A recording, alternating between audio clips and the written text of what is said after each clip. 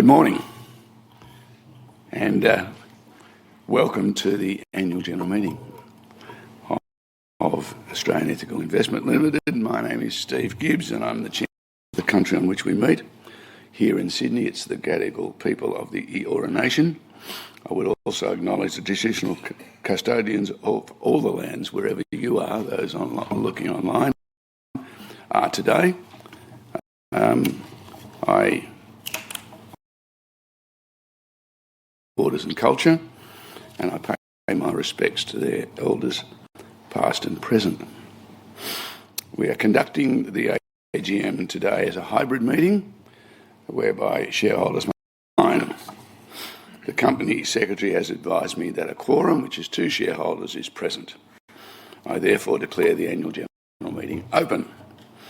My fellow directors, Julie Orr, Sandra McCullough, Richard Brandweiner, Brian Bissiker, and our Managing Director, John McMurdo, are present in the room today. The executive leadership team, I would also like to introduce some members of the team that are here at today's meeting. Mark Simons. I'm going to go, if I can see that far. You're almost in the order it's got on my list. Sorry. Mark Simons, Ludovic Teo, Alison George, Maria Loyez, Eleanor Moose, Conrad Sang, and our newest addition, Anthony Lane, Chief Operating Officer, who has only commenced with us yesterday. Welcome very much, Anthony. And of course, our Company Secretary, Karen Hughes, is in the background there somewhere. KPMG is present. Welcome. We've received 187 valid proxy forms. This represents approximately 42% of the ordinary voting shares of the company on issue. The proxy votes will be released to the ASX with the results of this AGM. The notice of meeting was dispatched to all shareholders. I will take the notice for the meeting will be as follows. Please note that we are recording today's proceedings and the recording may be available on our website in due course. We are pleased to facilitate this hybrid meeting through the MUFG online platform. This enables shareholders to participate in the meeting irrespective of where they are in the world, and I warmly welcome those of you participating online. I have a couple of quick housekeeping points. For those of you here in person, I would appreciate if all mobile phones could be turned off or turned to silent mode. Recording devices and cameras must not be used during the meeting. In the unlikely event of an emergency, please follow the emergency exit sign as follows. I will deliver a short address. Our Managing Director and CEO, John McMurdo, will then address the meeting. I will then ask if anybody has questions for John or me. We will then proceed with the formal agenda. I note that in accordance with the company's constitution, the status of employees has been reported on in the remuneration report and the sustainability report, which are part of the annual report which accompanied the notice of meeting. The financial statements will be tabled and I will provide an opportunity for shareholders to ask questions in relation to the financial statements for the year ended 30th of June 2025. The directors standing for re-election or election, Sandra McCullough and Brian Bissiker, will address the meeting at the relevant time and answer any questions that you have. Polls will be conducted for all resolutions. You can vote at any time, provided, of course, you haven't voted already, and I urge you to vote as soon as you can. I will leave a short period at the end of the meeting to allow people to finalise their vote before I close the meeting, because once I declare the meeting closed, no more voting will be available. The results of the published polls, as I said, will be published on the ASX and on the company's website as soon as the information is available, which we expect will be this afternoon. Before I give my formal address, I'd like to share a short video.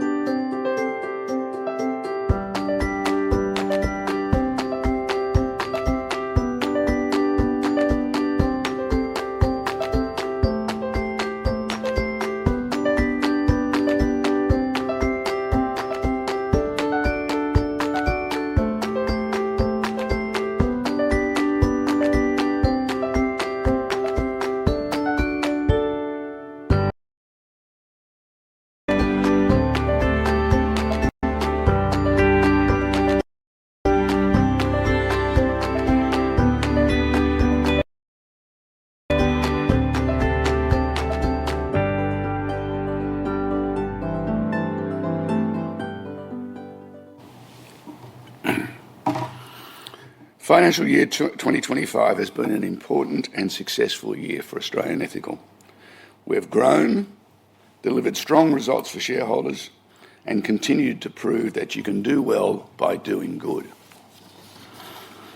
Both organic and inorganic successes contributed to our business's strong financial performance in financial year 25.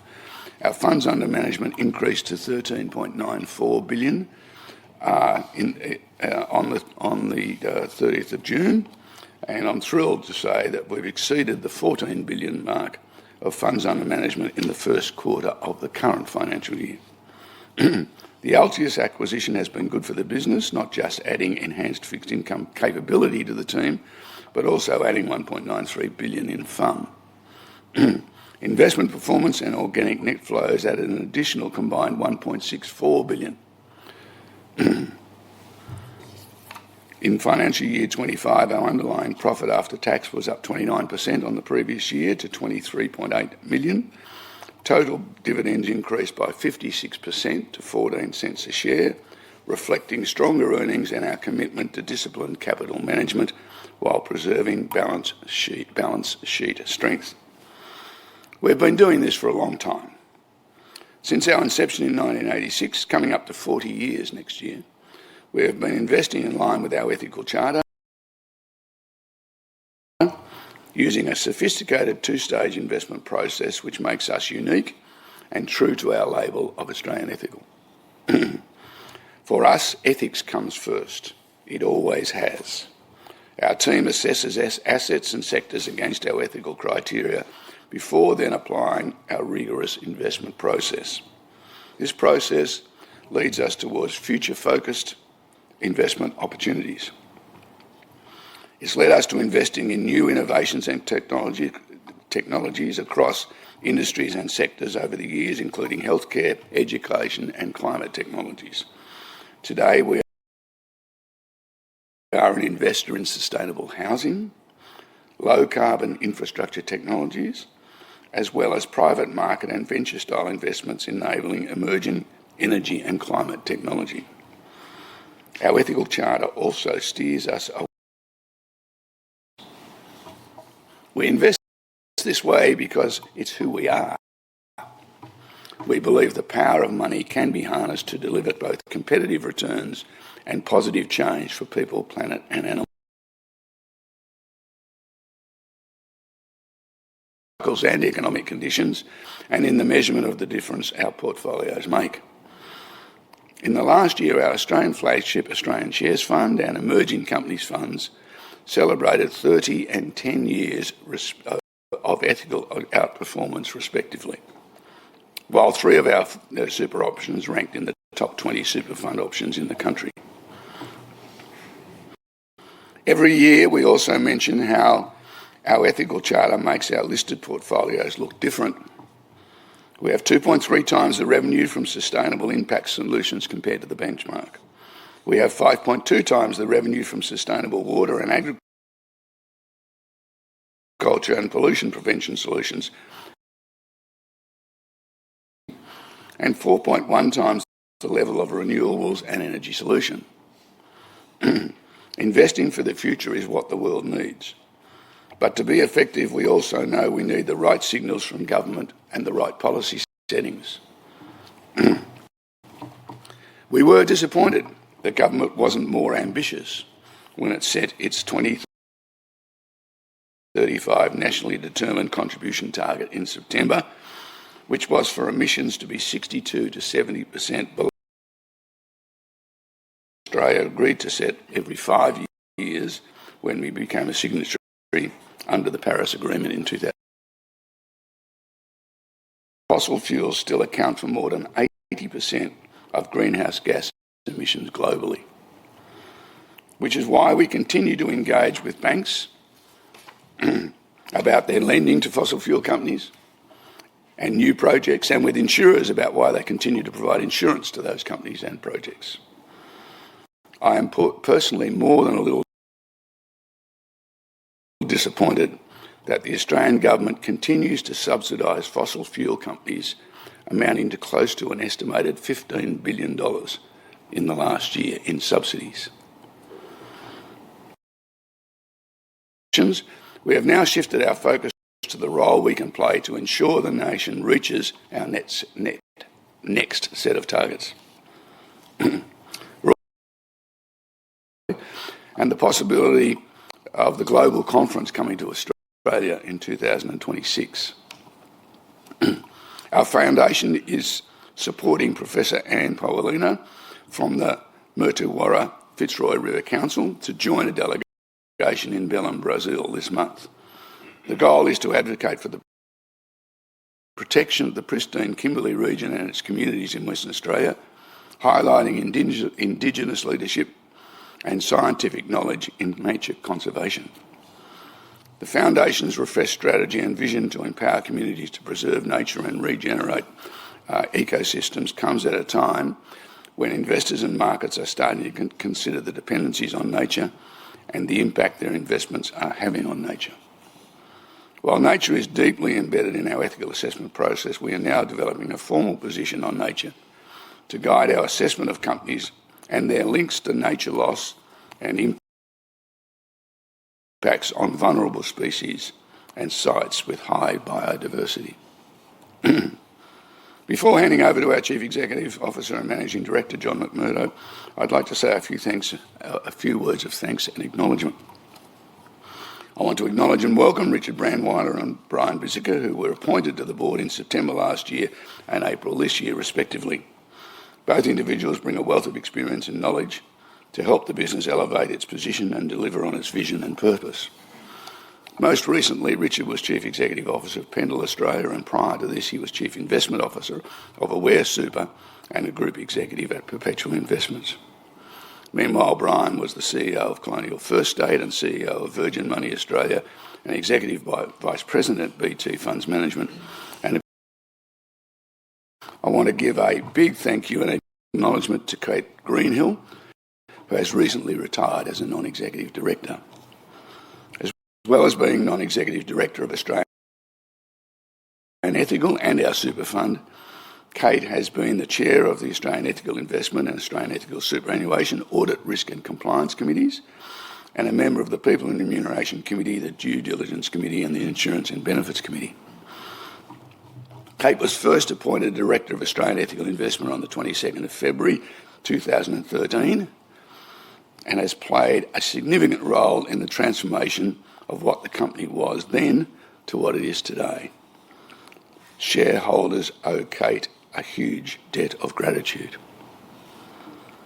So thank you, Kate. It's always sad when someone leaves who has had such a profound impact on an organisation.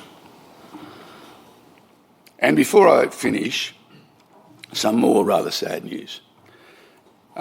Tony Cole passed away over the weekend. Tony Cole was a director of AEI. He was appointed just before Kate in February 2013 and retired from the board on the 30th of June 2017 due to health and personal reasons. Tony was an exceptional Australian. And the country will be significantly less with his passing. I would also like to take this opportunity to thank everyone who contributed to the success that financial year 25 was. My fellow directors, our MD, CEO and his leadership team, all AEI employees and our key service providers, thank you. I'll now pass over to John for a more in-depth presentation about your company.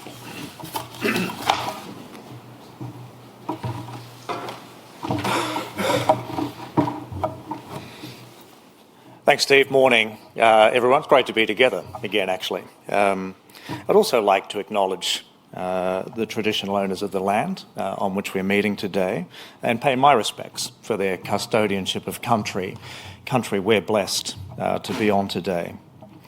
And I wanted to begin this morning where Steve partly left off in publicly extending my gratitude.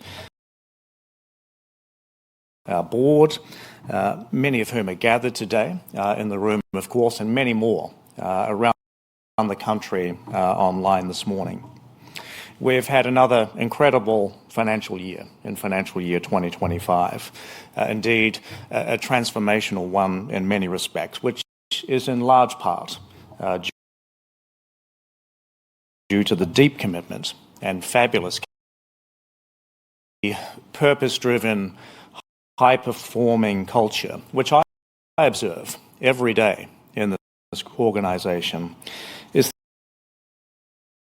the absolute foundation of our success.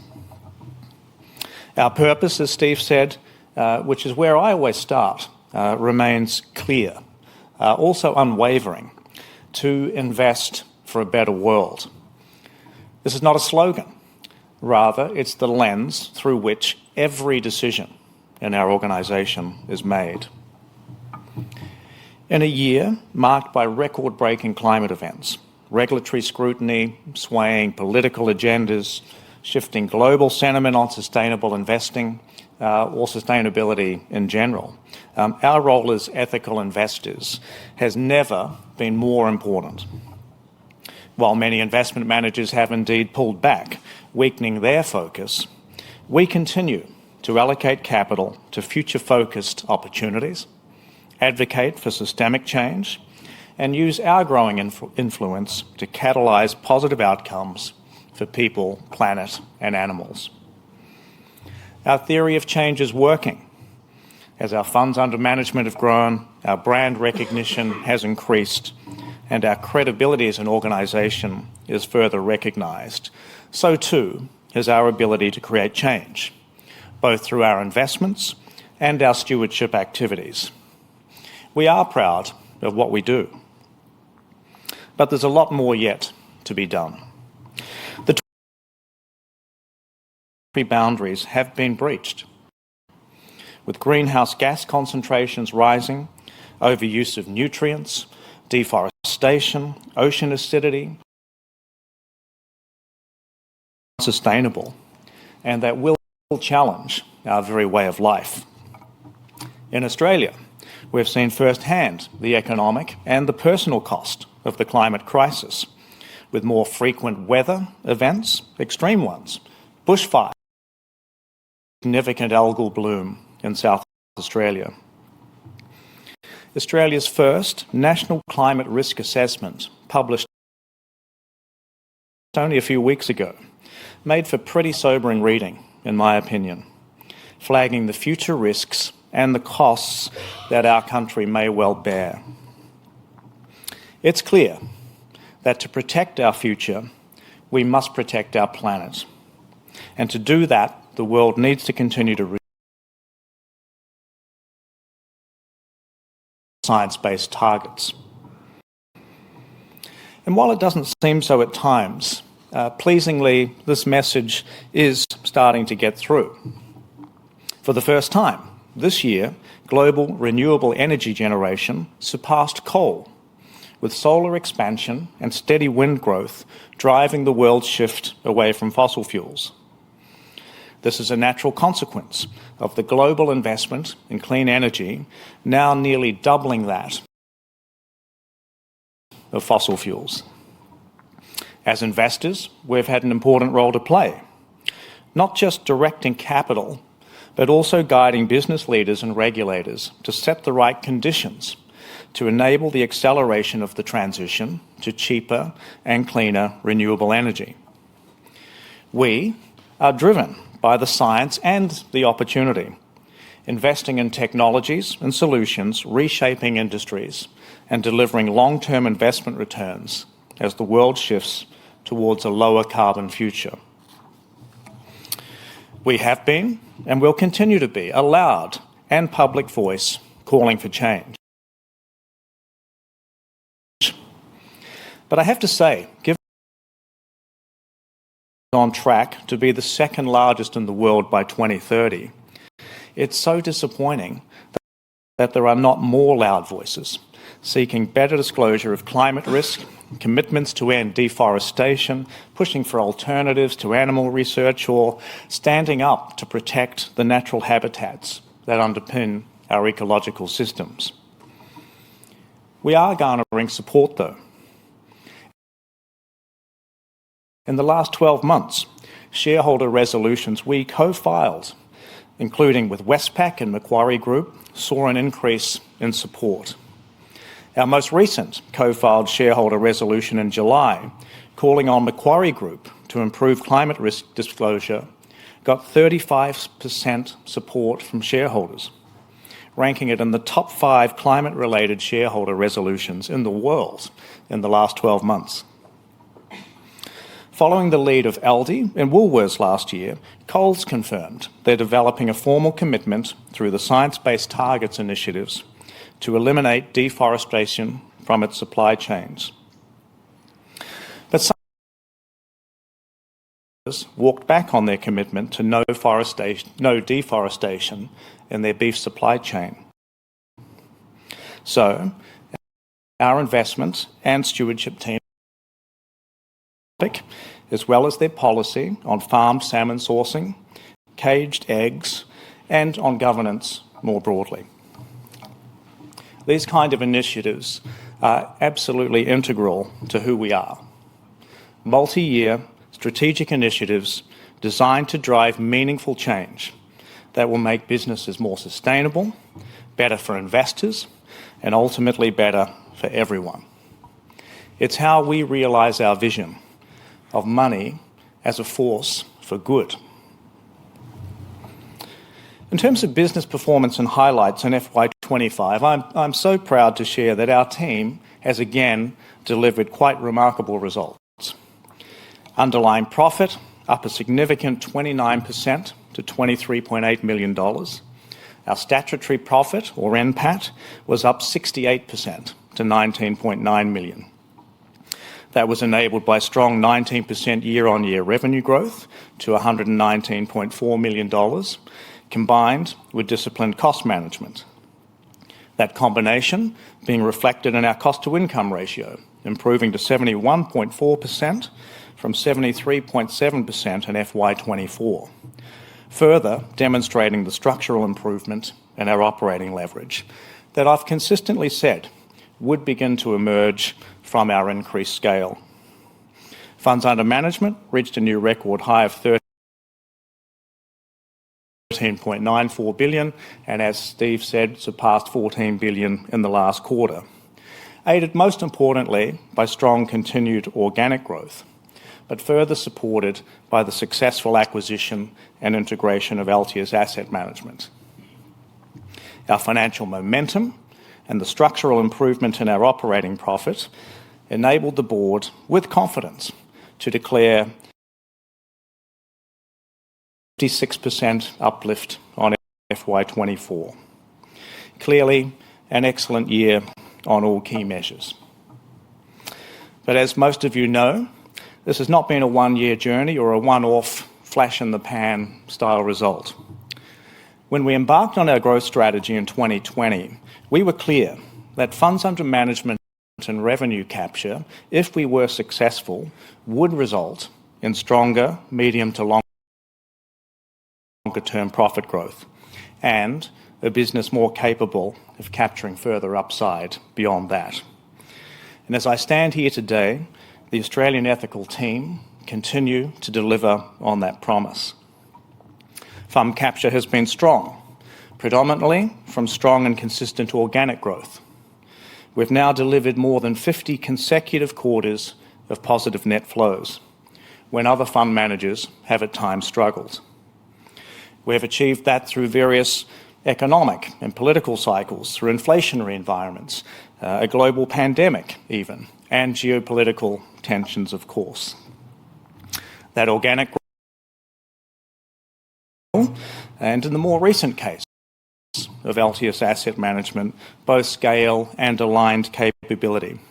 That increases the strength and breadth of our business and of our economic engine, being investment management margin capture. Revenue growth, even after sharpening our pricing over the last 5 to 10 years to intentionally support customer retention, has been very, very pleasing. And that's enabled us now and significantly increased dividends in recent periods. For me and the board, though, even more pleasing than the results we've already delivered is the unquestionably stronger, more diversified, more capable business we now have. With intention, one of the most trusted brands in the country, with very strong customer satisfaction measured by Net Promoter Scores. We were awarded the NEO Brand Awards for Financial Partner of the Year. The NEO segment being those more progressive Australians, more likely to connect with brands because they reflect how they themselves feel about issues. Exactly our target market, as you would expect, with significant transitions of superannuation providers, custodians, and investment platform partners, providing us more modern, agile, scalable solutions with significant underlying unit cost efficiencies at the same time.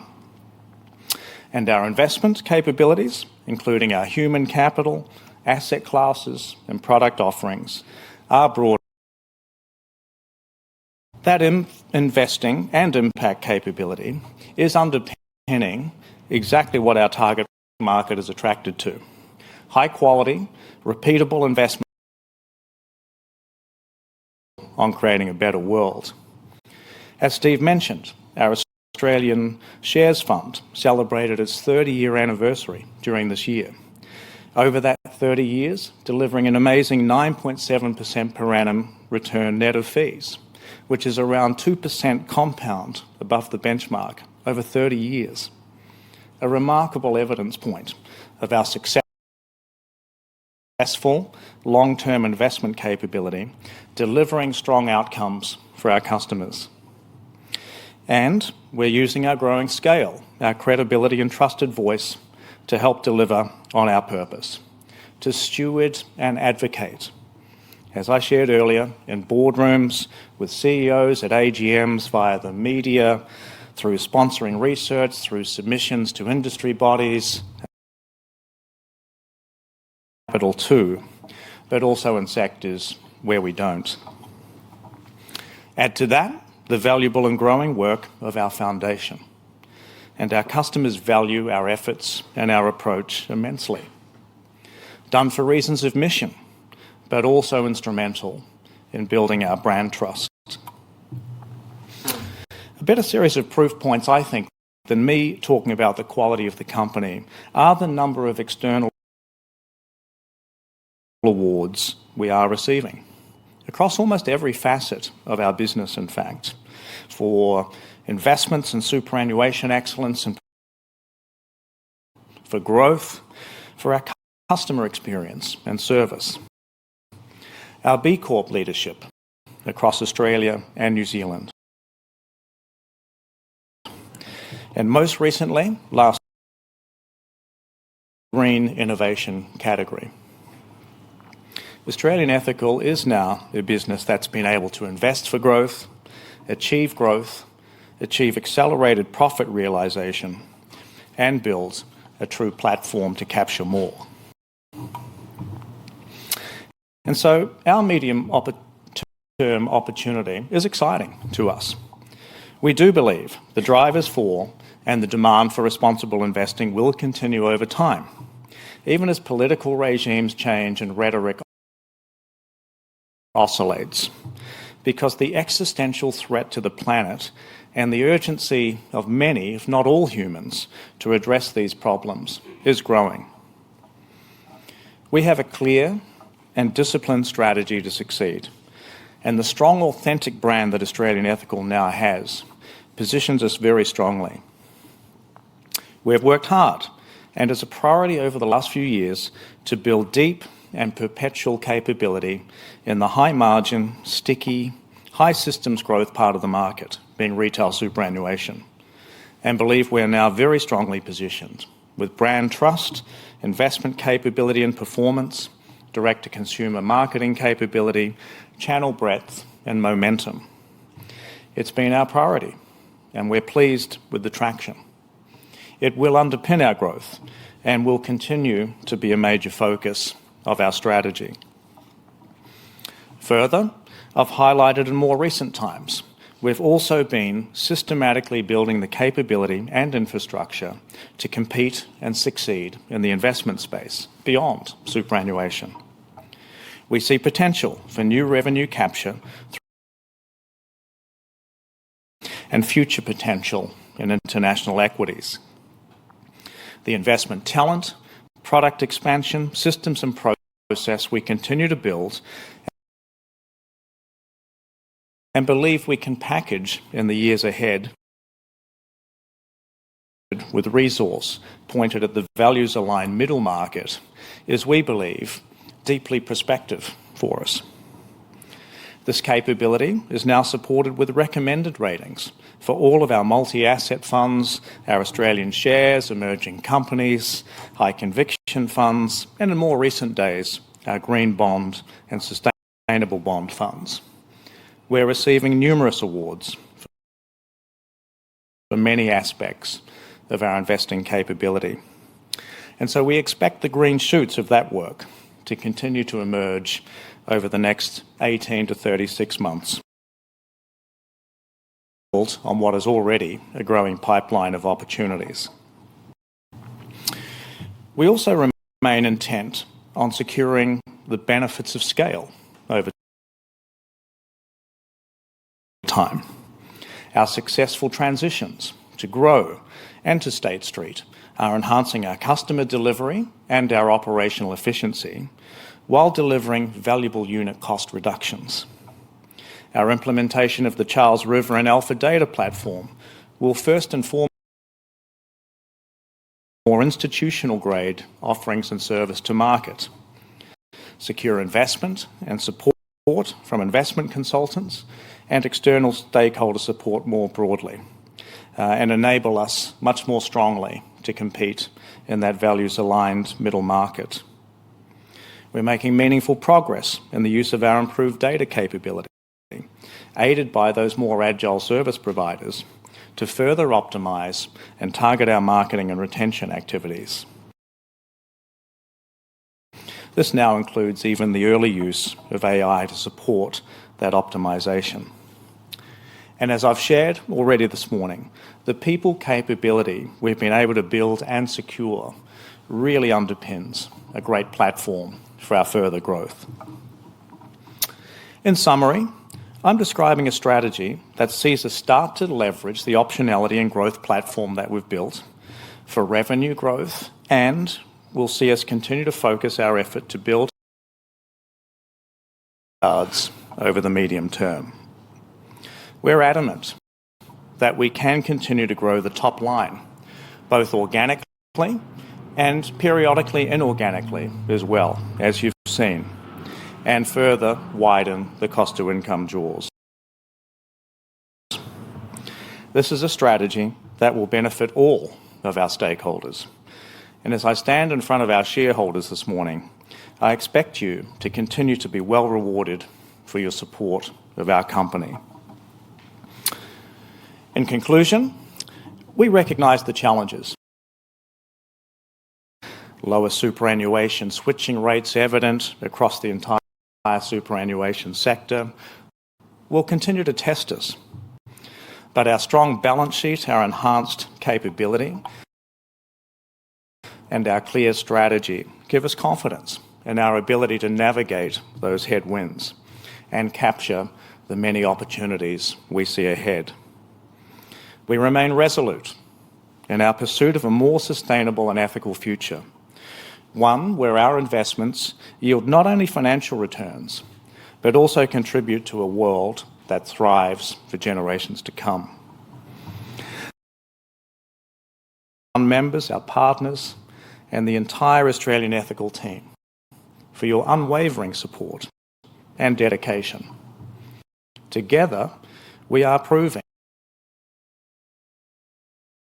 that it is possible to deliver strong financial returns and create real, lasting impact for people, planet, and animals. Resolute in our purpose, confident in our strategy, and excited for answering any questions that you may have. Eric. Microphone coming. It's 14 of these meetings I've been to now. Or 13. I've got two questions. Sure. First one comes, we now have a very, very strong board. I'd like to welcome all the directors that we have to this board. My question for the board is, how do we benchmark against other equivalent companies? Who do we compare against? Okay, can I ask a question in return? In what respect do you mean in terms of the key financial aspects of the company, or do you mean in terms of our impact, or everywhere? The whole lot. Our impact is far better than all the others. Yes. Of course. Yes. How do we compare financially? Three cohorts, Eric, and I'll ask John to weigh in. We look at funds managers, we look at superannuation funds, and we look at other listed companies, particularly listed companies in those, but there's only a handful. There's only a handful of listed fund manager companies. But we do look at other listed companies about our size, even if they're in different industries, just to quote your numbers off the top of my head, but we stack up okay. Well, more than okay compared to where we were a few years ago. We're growing. Well, since I got the mic. Go ahead. I'll preface my question by saying we've got a very good branding program. The logos, the marketing is really, really good. Our business seems to be about majority superannuation, but my question is, despite our branding, despite our strong management team, our inflows are fairly consistently not accelerating or not growing. Mm-hmm. How do you see the market, the superannuation market in particular, even though it's going to keep growing? How are we performing now? Have we fallen off? We were the second fastest growing superannuation company. Yes. How are we going now? We're still one of the fastest. John, Yep. You can jump in again. But can I just say, Eric, that what's been happening in superannuation over the last few years is the number of people and the amount of money that's been switched from one fund to another fund has declined significantly. The last number I saw compared to just post-COVID, down about 50%. So many more people are not switching than they used to. Why? Don't know. We never will know. But our judgment is that in times of uncertainty, people don't like making major financial decisions, and the last few years have certainly done that. There's other factors. There's stapling of superannuation funds. Once you join one at the start of your working career, that's where you stay unless you make a decision to move, whereas previous stapling has had some impact, we think. They're the two major factors. John, do you want to add? No, I completely agree with that. Let me add to that. In financial year 25, we were out of the market for a period of time as we had to do our major superannuation transition. So that put a little bit of a hole in our performance last year. What was really pleasing to see, conversely, was our fourth quarter of the last financial year actually being a record quarter of net flows in our history as a company. So we think that bodes well for our continued growth and confident about continuing to do well in superannuation. And as I suggested in my address, we've been looking with intent to develop a set. We're very optimistic about our future for both flows and growth in general.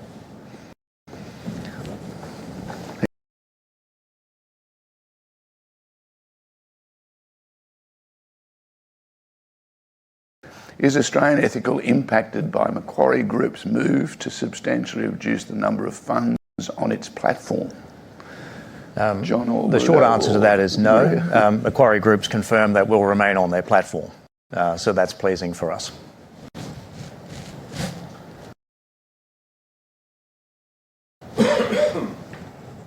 Okay, if there's no more questions... Oh, yes, please. Thank you.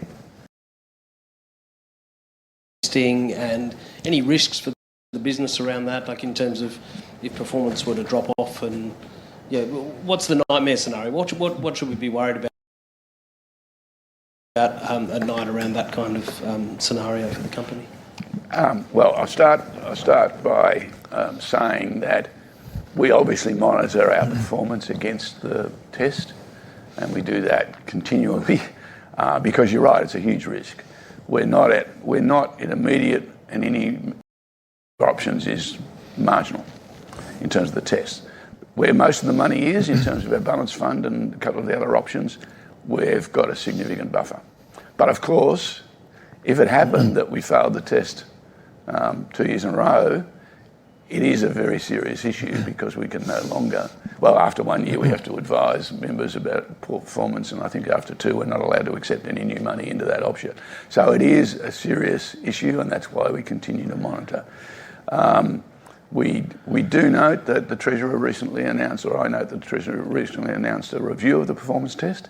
Not sure what's going to happen.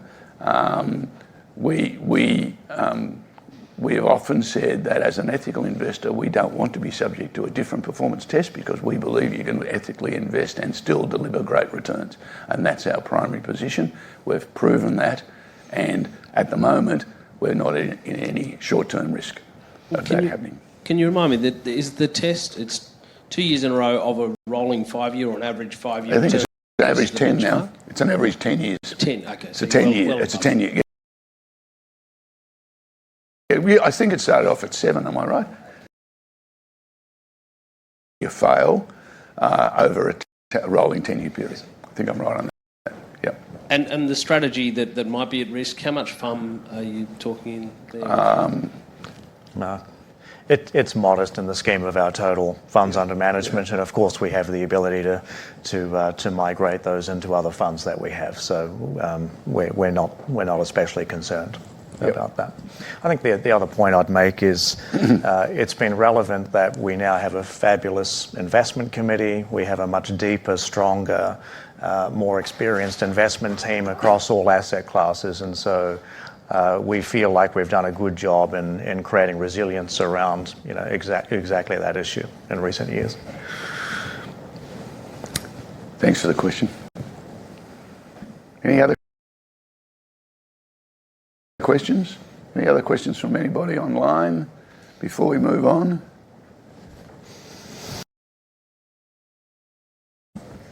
We'll move to the formal part of the business of the meeting.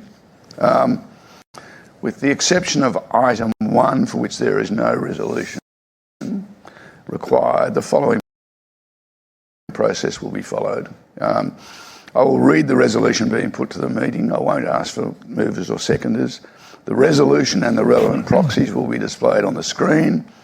I will follow the order of the resolution. As I said earlier, voting on the resolutions will be conducted by way of a poll. Only shareholders, proxy holders or appointed representatives are entitled to vote or speak or vote at the meeting. For those attending the meeting in person, you can cast your vote by filling out a paper voting card that you should have been given. If you don't have a paper voting card and you're entitled to vote, please let us know and we'll make sure that that's corrected. For those shareholders participating in the meeting via the online platform, you can cast your validated your registration online. If you have any questions about casting your vote online, please refer to the online platform guide available on our website or call us on the number set out in the guide. If we experience any technical issues, a short recess or adjournment may be required, depending on the number of shareholders being affected. The back of the room from MUFG is the returning officer for the meeting. If you're attending the meeting in person, you will have been given an attendance card when you are registered on arrival. If you have a yellow voting card, you're a voting shareholder, proxy holder or corporate representative. You're a non-voting shareholder, you're entitled to ask questions or comments, but you're not entitled to vote at the meeting. If you have a red card, you're a visitor, you're not entitled to speak or vote at the meeting. If anyone with a yellow or blue card wishes to speak, please make your way to the microphone or use the roving microphone and identify yourself to me before you ask any questions. For those participating via online platform, as one already has, you can ask a question by selecting. I will consider the questions submitted online after I've taken questions from the floor. Out of fairness to everyone present, I ask that you limit your questions to one at a time and also restrict your questions and comments to the resolutions being considered. I reserve the right as chair to rule questions as not pertaining to the AGM or out of order. I confirm that in accordance with the notice of meeting and proxy form, where undirected proxies have been given to me as my role as chairman, I will vote those proxies in favour of resolutions 2. Counted, the results of the polls will be released to the ASX and on the company's website. So, the formal part of the business, item 1, accounts. Item 1 provides for the meeting to receive and consider the financial statements of the company and the related directors' report, directors' declaration and auditors' report. These documents have been made available to shareholders in accordance with their communication preferences. Accounts, directors' report and auditors' report before the meeting. No resolution is required in relation to item 1, but I invite shareholders to ask questions on the financial statements for the year ended 30th of June and the related directors' report and auditors' report, including any questions of the auditor on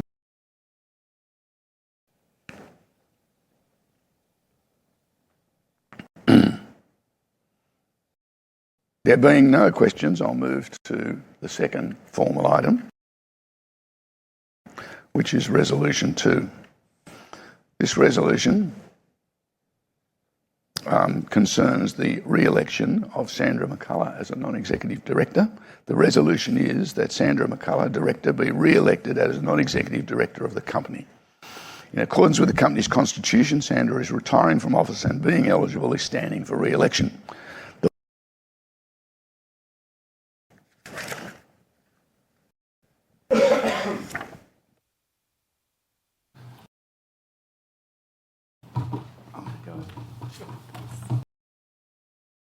Address the meeting today.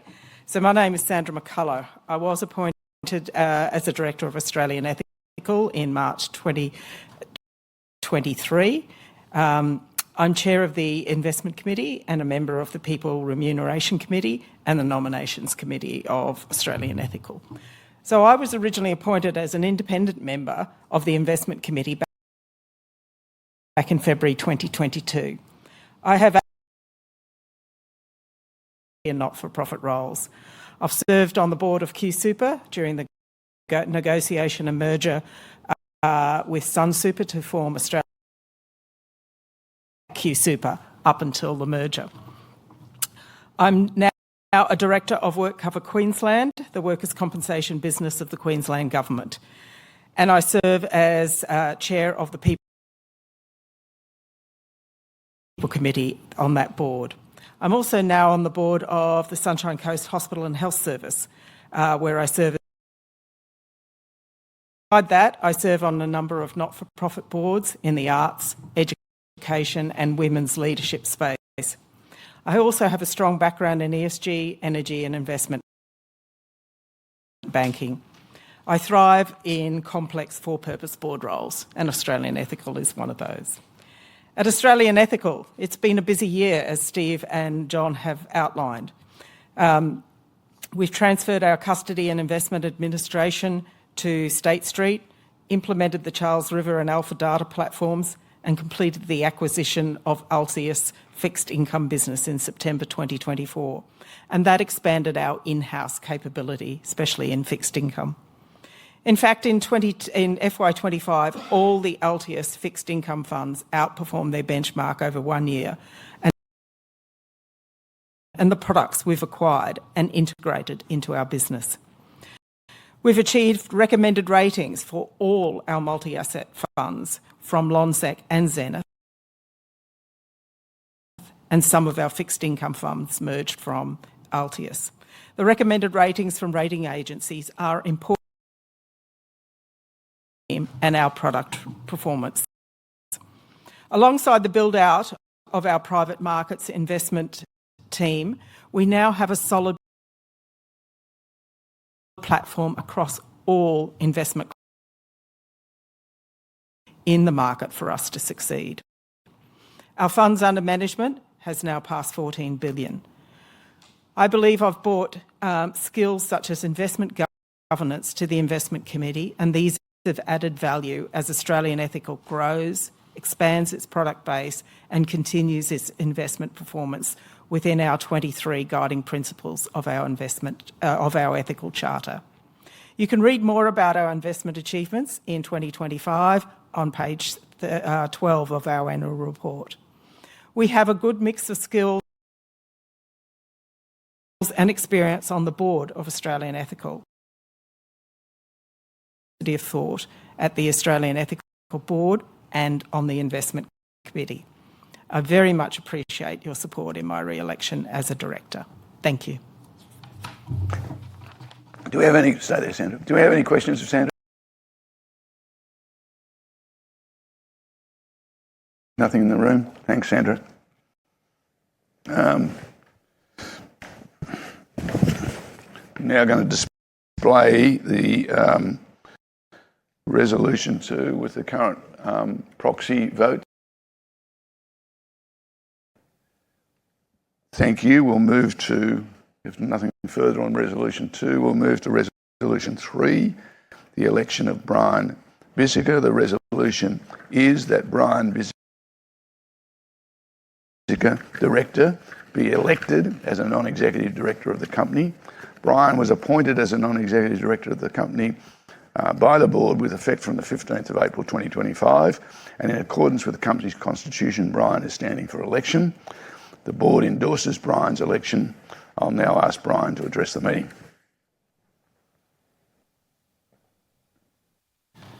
Thank you, Steve. Can I first say that it's a privilege for me to be seeking election to the board and for shareholders for the opportunity to be elected to the board. I also sit on the People and Remuneration Committee and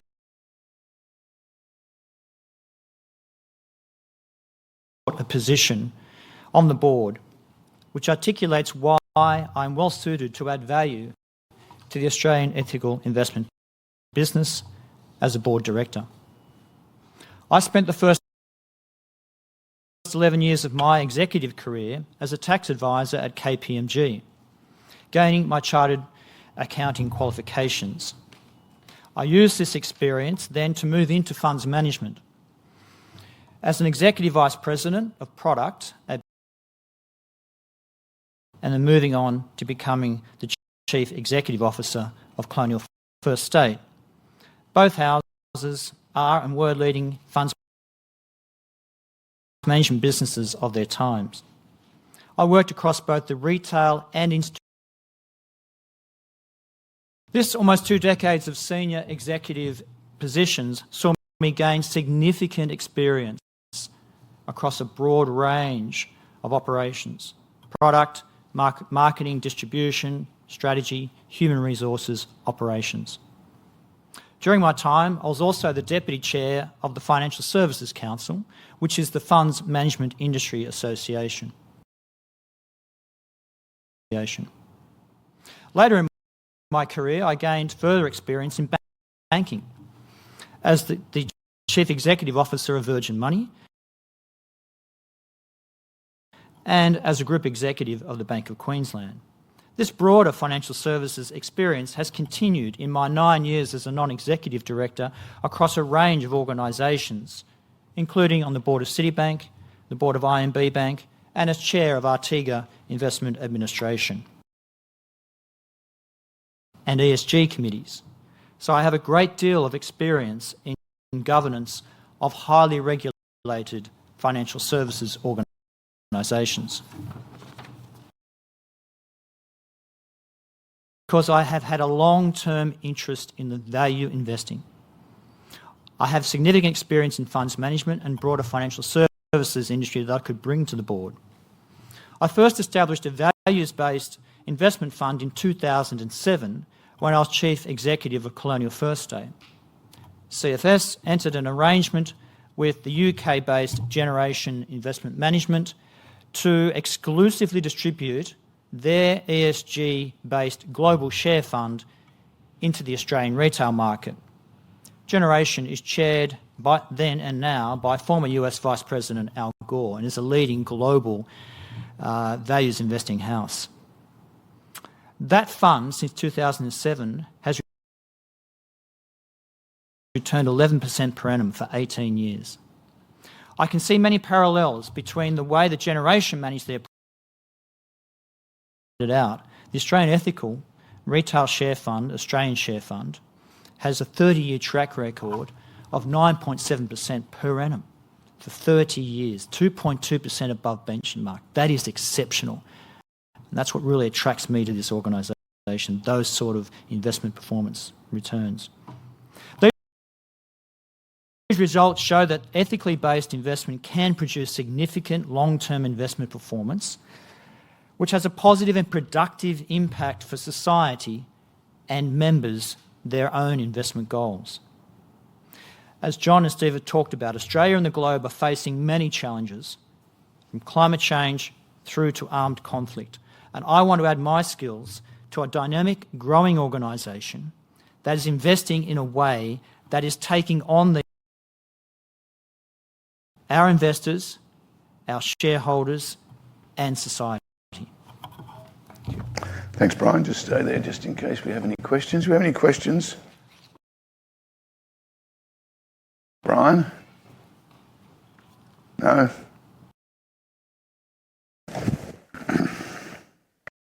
Now, we're now going to show on the slide the resolution and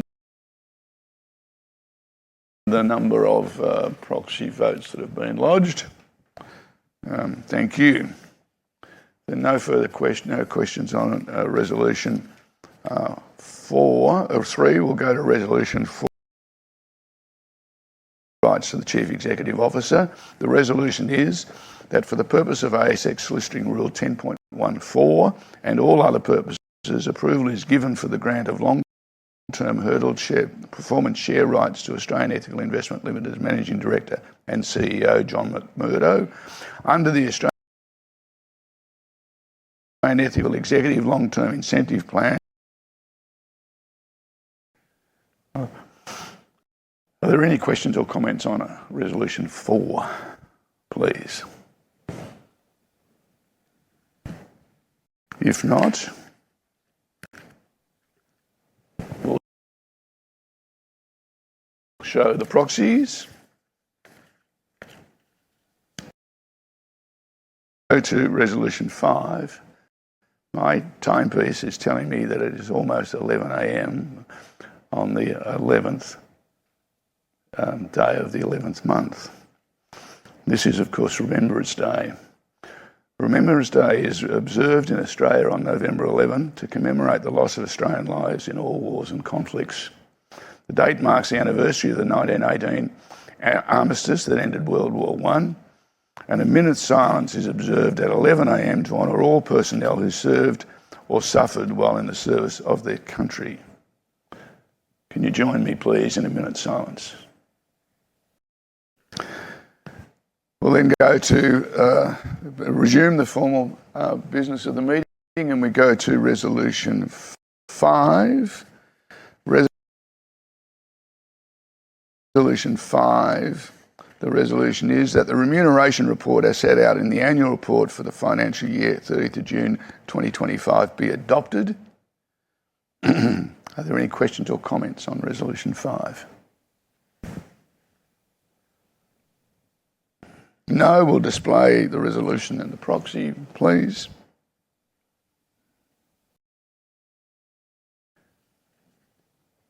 That concludes the formal part of the business of the meeting.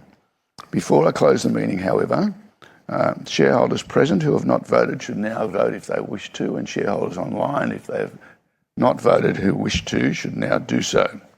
I will keep the voting open for another few minutes to allow anybody who hasn't voted to vote.